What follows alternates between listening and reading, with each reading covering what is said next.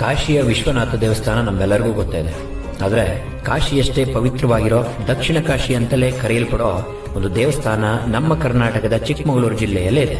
ಹೌದು, ಚಿಕ್ಕಮಗಳೂರು ಜಿಲ್ಲೆಯ ಚಿಕ್ಕಮಗಳೂರು ತಾಲೂಕಿನ ಕಾಂಡ್ಯ ಎಂಬ ಊರಿನಲ್ಲಿದೆ ಈ ಪವಿತ್ರವಾದ ಪುರಾತನ ದೇವಸ್ಥಾನ. ಅಲ್ಪಾಯುಷಿಯಾಗಿದ್ದ ಮಾರ್ಕಂಡೇಯ ತನ್ನ 16ನೇ ವಯಸ್ಸಿಗೆ ಯಮನ ಪಾಶಕ್ಕೆ ಸಿಲುಕ್ತಾರೆ. ಯಮನೊಂದಿಗೆ ಹೋರಾಟಕ್ಕೆ ಬಿದ್ದ ಮಾರ್ಕಂಡೇಯನನ್ನ ಶಿವ ರಕ್ಷಿಸಿ ಸದಾ 16 ವರ್ಷದವನೇ ಆಗಿರುವಂತೆ ವರವನ್ನ ನೀಡ್ತಾರೆ. ಅಲ್ಲಿಂದ ಮೃತ್ಯುಂಜಯನಾದ ಮಾರ್ಕಂಡೇಯ ಲಿಂಗೈಕ್ಯರಾಗಿ ಇಲ್ಲೇ ನೆಲೆಸ್ತಾರೆ ಅಂತ ಪುರಾಣಗಳು ಹೇಳುತ್ತವೆ. ಇನ್ನು ಈ ದೇವಸ್ಥಾನ 1600 ವರ್ಷಗಳಷ್ಟು ಹಳೆಯದು. ಇಕ್ಕೇರಿಯ ವೆಂಕಟಪ್ಪ ನಾಯಕ ಈ ದೇವಸ್ಥಾನವನ್ನ ನಿರ್ಮಿಸಿದ್ರು. ಹಾಗೆ ಕೆಳದಿ ಮತ್ತು ಮೈಸೂರಿನ ಅರಸರು ಇಲ್ಲಿಗೆ ಪೂಜೆಯನ್ನು ಸಲ್ಲಿಸುತ್ತಿದ್ರು ಅಂತ ಇತಿಹಾಸಗಳು ಹೇಳುತ್ತವೆ. ಬೋರ್ಗರೆಯು ಭದ್ರಾ ನದಿಯ ತೀರದಲ್ಲೇ ಪ್ರಶಾಂತವಾಗಿ ನಿಂತಿದೆ ಈ ದೇವಸ್ಥಾನ. ಈ ದೇವಸ್ಥಾನದಿಂದ 200 ಮೀಟರ್ ದೂರದಲ್ಲೇ ಸುಂದರವಾದ ಯೋಗ ನರಸಿಂಹ